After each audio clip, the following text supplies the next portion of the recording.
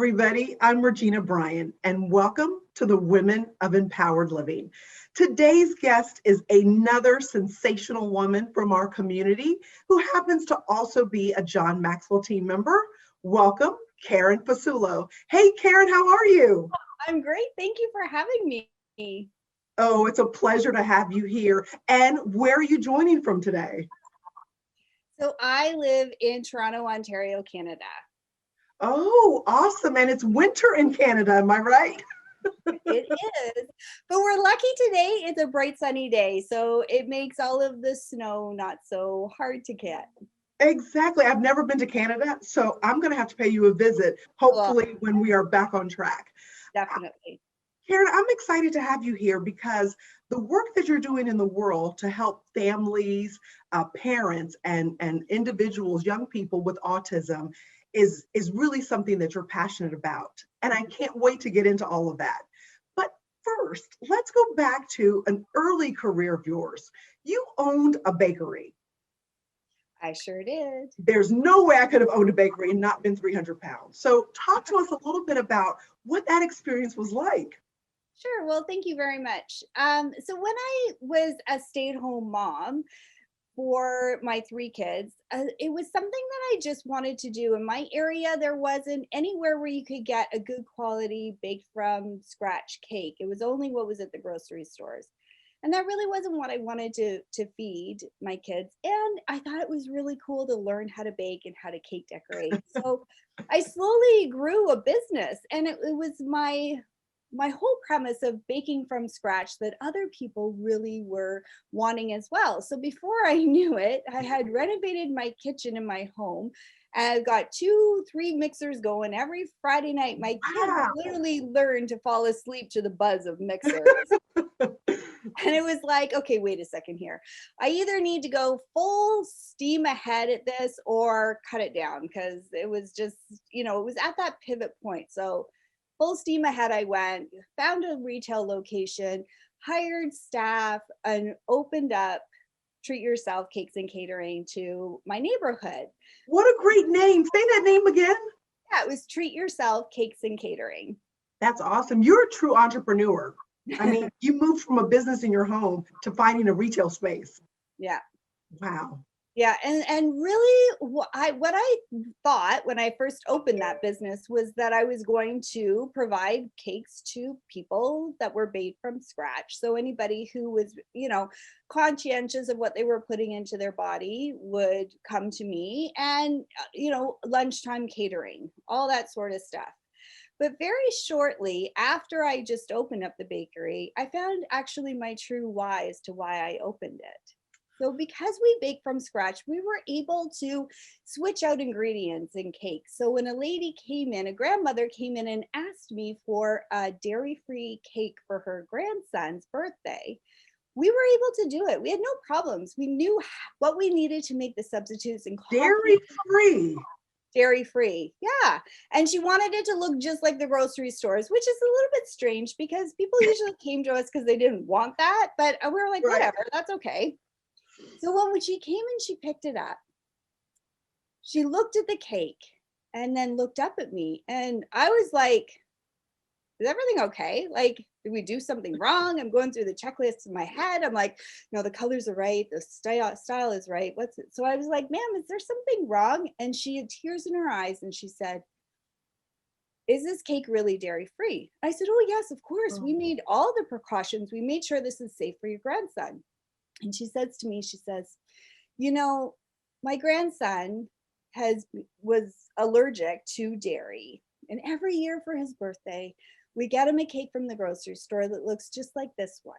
And we sing happy birthday and he blows out the candles and he cuts the cake and he gives it to everybody, but he can never eat it. And his brothers are so mean and they tease him and he usually ends up crying at the end of the night in his birthday. And we feel so terrible.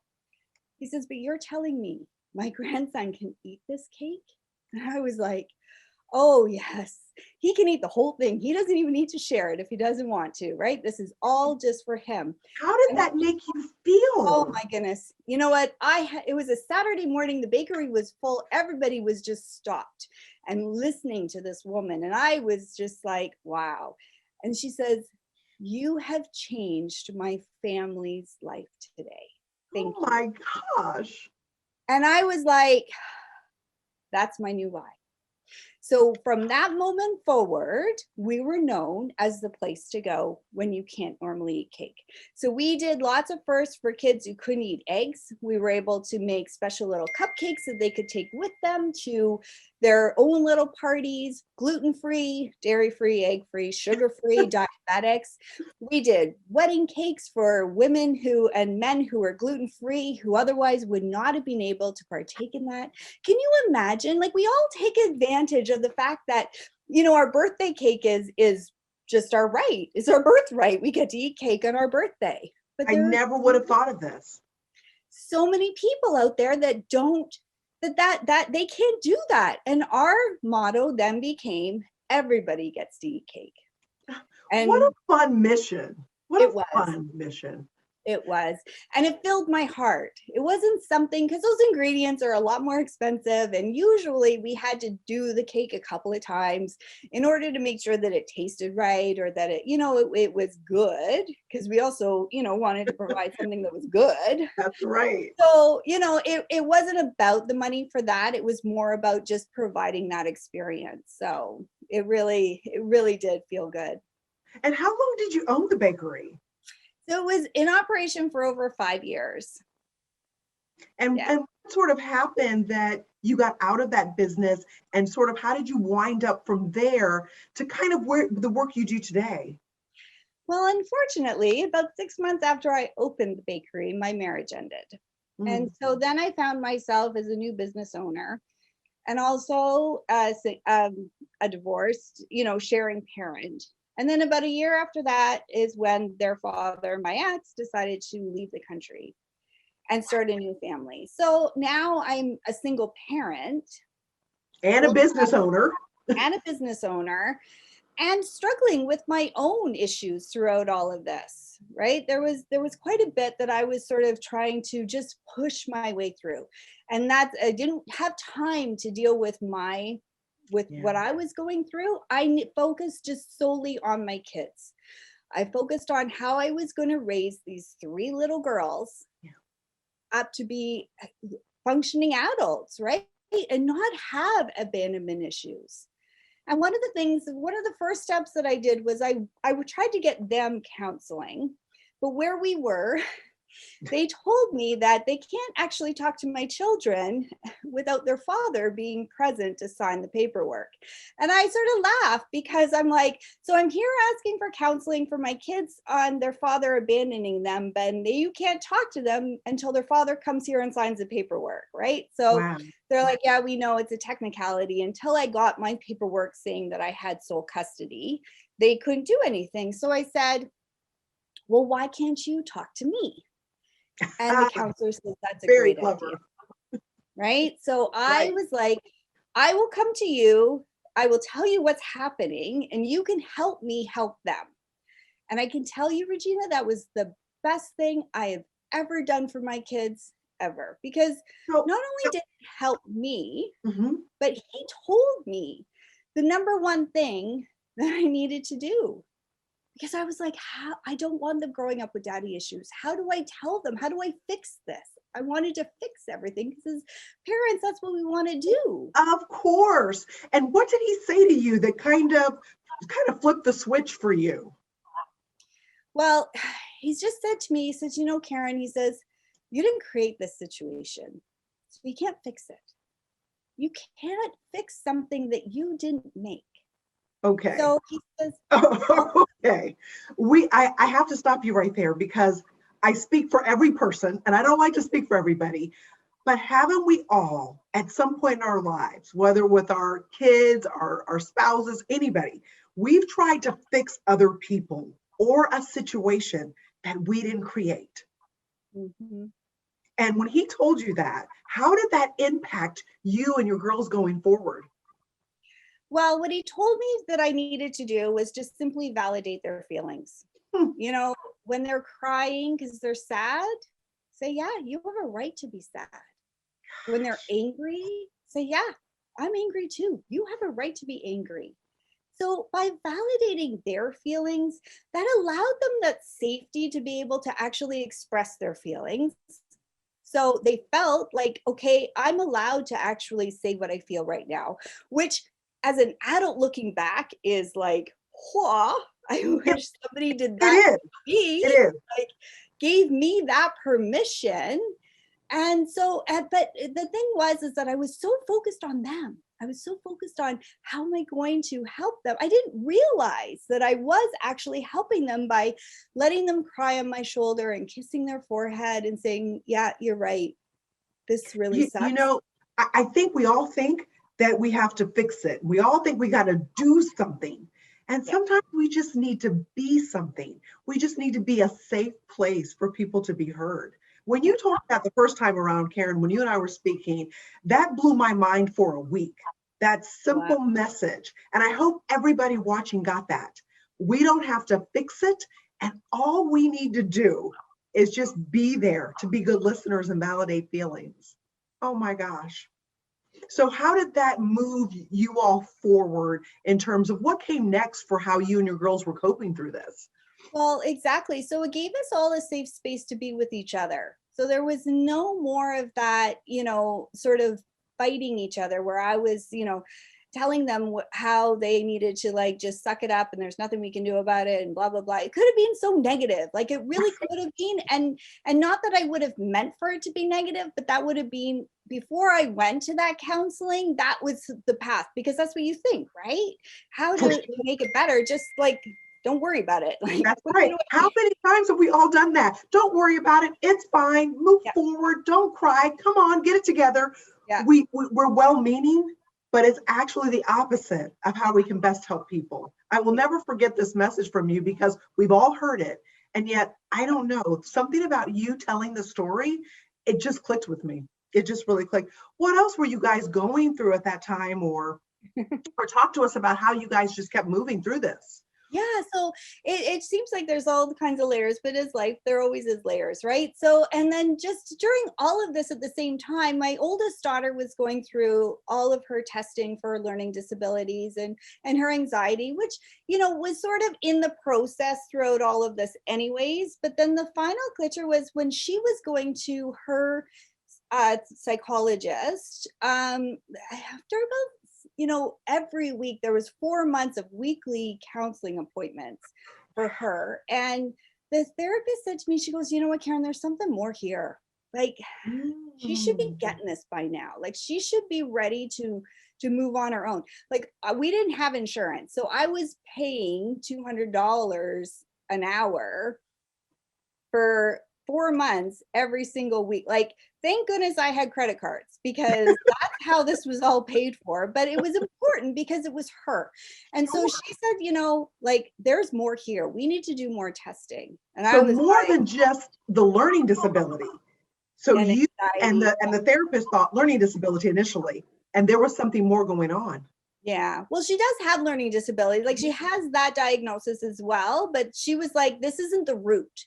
We need to find out what the root is, right? Because as we all know, especially in this community, the root is where you need to start in order to start making changes, right? So we need to really, really dig deep.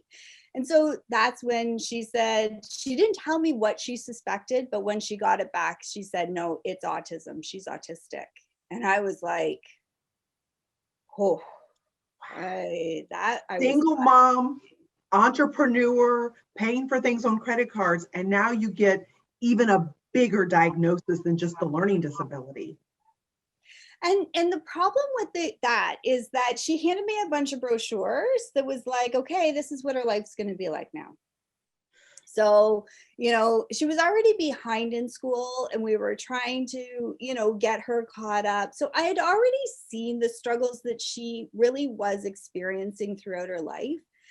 And I was just like, and these pamphlets just made it so bleak really for going forward, like not being able to hold down a job, probably not be able to live on her own, not be able to go to post-secondary, I cannot teach her lots imagine. of life skills is basically what they said. And I was just like, social interactions will be difficult, which will lead her to bullying. So be careful of suicide. And I'm just like, she's 11. Right. Oh my goodness. Right. Like, but that filled me. And I was so full of fear. I was so full of how, again, I'm on this, how am I going to fix this? And for her, I remembered those words of, just validating. And really, she didn't change. She is the same person, right? So, like, literally, it was only me. It was my awareness that was the change there. So I really needed to get a hold of myself. And it took some time. And it Sure. took me reaching out to other parents to really be able to associate myself with some positive people. And they were like, okay, you know what, you can teach her social skills, you can teach her all of this, you can, make sure that she's working with the therapist in the school, make sure that the school has the right accommodations for her, and just keep her in this autism bubble. So now it's an autism bubble, this is where she needs to be, keep her there and she'll be happy. And I was like, I don't even know what that looks like. It didn't make a lot of sense to you at the time, did it? No, because I was like, wait a minute here. No, what? I still had that hope that, that she will be happy. And really at the end of it, that's all that I wanted, was her just to be happy with who she is. And it was just before her 13th birthday that we had this confrontation, because I was on her about her developing her social skills. And so she actually thought, well, it's my 13th birthday, I want to call and invite people to my party. And so, which was great, because Right. she ran from birthday parties. Like, this was the kid that like hid in the bathroom until it was too late to go to the party. And then she'd come out and go, oh, I guess we don't get to go. I'm like, what is the matter with you? Like, what 5-year-old doesn't like to go to birthdays? Isn't So it interesting though, Karen, that when we see young kids act that way, we think, oh, they're just shy. Oh, I just need to push them a little bit. And not realizing that maybe there's a deeper issue. when I think back about all of the things that I did to my poor daughter, it's like, oh, I'm so sorry. Like, she kicking and screaming, making her go to birthday parties, making her go to movie theater, because we love going to movies. And I'm just like, you just have to get used to it. And she literally would be shaking with fear, covering her ears, covering her eyes, Oh, because in the wow. movie theater, when it goes dark and the big sounds come, it's overstimulating. And I'm just like, you'll be fine. Just wait till after the first bit. And pushing through it, right? Yep. Not Yep. knowing what's going on. And so, I mean, I could really beat myself up over that. And I probably did for a little bit, but I've released it, because you only know what you know, That's right. You don't right? even know what you don't know. And I think it was a great point you just made. You could have beat yourself up for what you didn't know. Exactly. And you maybe did that for just a little bit. How did you, that's so good for so many people watching. How did you choose not to extend that beat yourself up period? What Because made you say, no, no, no, this isn't going to work? I actually listened to, when all that time, that when that therapist told me to validate my children's feelings, I actually allowed myself to validate my own feelings. Oh, okay. Oh, okay. You just said something that is actually going to change someone's life. I hope so. You actually validated your own feelings. That's huge, Karen. That's huge. And that was a difference maker between beating yourself up and, hey, let's get her on the best path possible. Yeah, totally. Because who Totally. does that serve? Who does beating yourself up serve? Yeah. And I Gosh. mean, don't get me So, wrong, there's times where I still go down that path. Like, it's not always like right. sunshine and roses. There are things where it comes and I beat myself up a little bit. And sometimes it's good to check in, but I Right. don't let it control my relationships. I don't let it get to that point where I'm so far down that I can't find a way back up. And when you beat yourself up over situations that maybe you did know or you didn't know, choices that you made in that time, whatever it may be, for whatever reasons, when you continuously beat yourself up over those, then you continuously bring that negativity and relive that trauma for whatever it is in your life. And You're right. You're just sort of living in it. yeah, And how do you move forward? Because you have three girls to take care of, one now diagnosed with autism and learning disability. So beating yourself up wasn't going to get your family where you all needed to go. What were No, those it was, next few years like in your family dealing with this diagnosis? yeah, so it was after I really, and my daughter actually screamed at me, like basically in a big fight, like, what's wrong with me? Like, why can't you just accept who I am? And I was just like, I realized at that point that I was actually doing more damage in what I thought felt at that time was helping her, because I was making things, all she needed from me was just to see her and just to understand her. And when I was able to, check myself, because really what I was acting beforehand, I was acting through my own fears. I was acting through my own pain, my Absolutely. own judgment about the situation, all of that. And I recognize that now. Of course, in the time, I didn't see it as that. But looking back now, I recognize that that was how I was behaving. And she, thank goodness, had the voice to scream at me and say, enough, just look at me, just Ah, understand. that's a And at defining that moment, moment, I would imagine, for you and your daughter and for your family. yeah, huge. Because at that moment, I was able to check myself and listen to her. I could have chosen not to listen to her and just say, you're being ridiculous, Right. forget about it. But I actually chose to listen to her. And after that moment, it became questions of, how can I help you? How can I support you during this? This is a difficult time for you. What do you need from me? Maybe you need me to leave you alone so you can go Hmm. on your iPad and desensitize. Do you need me to talk to the teacher about getting you extra support? Do you need us to just forget about what we're doing today and go for a walk?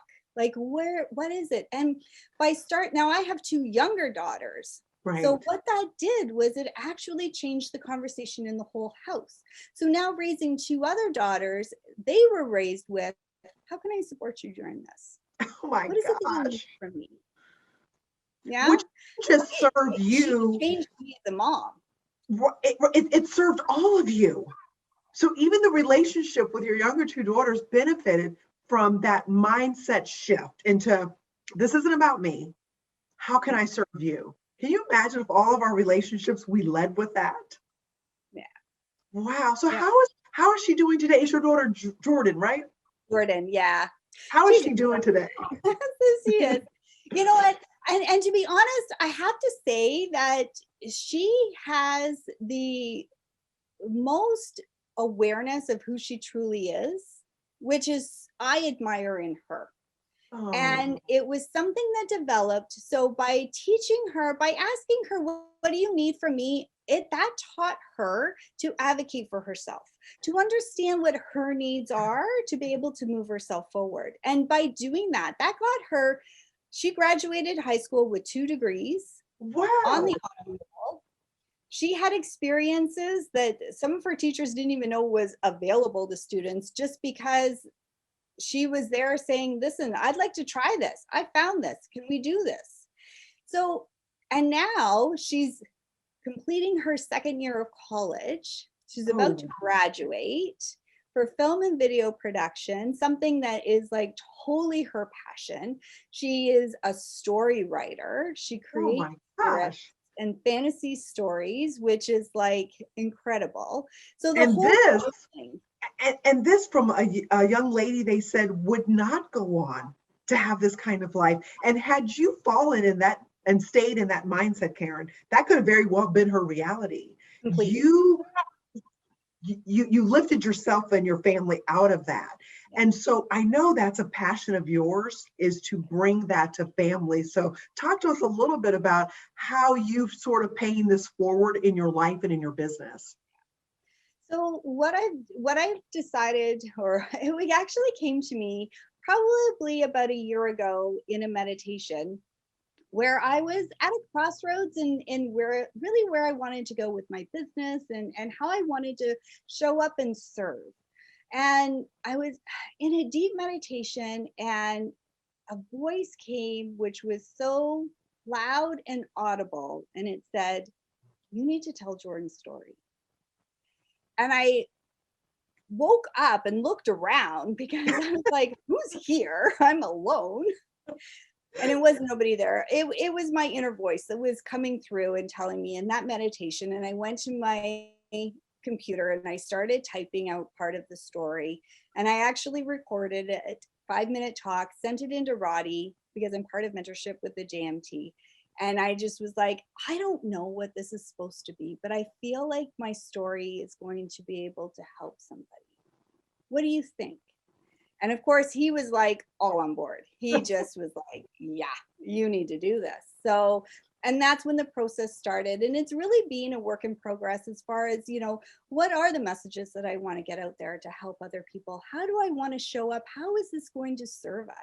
And by doing that, it actually was really healing for me. It was really healing for my daughter because I had to talk to my kids about this so I can get their permission. This isn't just my story. It's not just my journey. Right. We're all here together, all of us, to be able to see how we can open up this awareness to parents that are struggling right now throughout everything that's going on who have kids with special needs.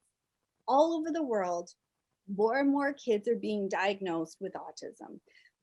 And there's lots of different theories as far as what that is, and I do not want to get into that at all. It doesn't matter.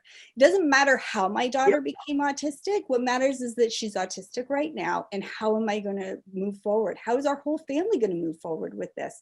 That's all that matters. That's and exactly right. Right? That is the message that I really want to get out there. And that's how I support families. And the people that come to me are the ones that are looking for that way out, who are looking for that positive road, who are looking to be able to have amazing family experiences, to be able to have great connections with all of their kids and be able to be happy. And you're living proof of that. I mean, your family story is that story that so many other families want for themselves. So if people wanted to connect with you, find you on social media, is there a way for families with autism or parents wanting to know more? Is there a way for them to connect with you? Yeah, definitely. So I'm very active here on this community. I love Yes, you the are. community is very close to my heart. Thank you. Thank you for all that you do, by the way. You're a phenomenal team ambassador and you're very involved. So we thank you for that. Oh, well, it's honestly, it's my pleasure because I'm speechless about that. So if you see me on any of the any that I'm commenting on any of the shows and you want to reach out to me, just let me know, ping me, friend request me. I definitely will want to connect with you. I have a parenting group. It's called Breaking Through the Eye Rolls Parenting Group. My favorite name for a group ever. You said Breaking Through the Eye Roll. Yeah. Best name ever for a group for parents. Yes.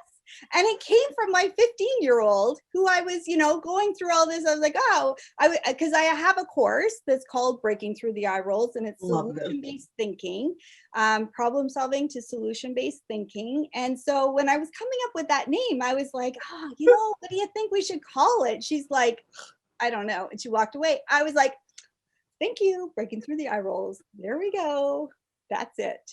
That is such a real experience that so many parents have been through. I mean, you're speaking a love language with that name of that group. So people can friend request you. They can reach out to you right here in the community when they see you on the shows or any place else and be a part of that group if they wanted to. Definitely. And in that group, we do monthly teachings as far as the getting over our fears, anything that really is the mindset of a parent to be able to help you move forward. So that's all in there, but it's also a safe community for people who have kids in autism that are looking for that positive solutions. We all need to vent sometimes, but sometimes when we're in the venting mode, it can get a little bit too much. So we really try to keep really positive, really moving forward, celebrating each other. That is the purpose of that group. And during this time that we've all been through with COVID, lockdowns, what a great way for you to serve families by saying, hey, at least this is a good step. Come be a part of this positive Facebook group. We can encourage one another. Karen, you've shared so much of your story. it benefits us to hear it. I have not been through what you've been through, and yet I feel so blessed having been able to connect with you and learn from you. So I want to ask you the question that we love asking everybody around here. What does an empowered life mean to you? And I've thought about this answer for so long as well. It's like, so living an empowered life means to me being the best possible version of myself each and every day. Oh, And by and being we're the that best best possible version. It serves everybody around us, starting right with our own families. Anything else that you want to say to parents watching, young people maybe with autism watching? Any final thoughts? Yeah, just know that you're not alone, that there is support for you. It may not feel like it right now, but there's lots of people who you can reach out to. Reach out to me, reach out to somebody, a friend. You never know who might be able to help you, but there is a way forward. There is such a empowered life that you can live. Oh, Be kind Karen, to yourself. you have served us well today, my friend. I am so glad that we were able to get together and connect, and you've really helped so many people watching today. So thank you all for being here with my guest, Karen, and take care till next time. Bye-bye.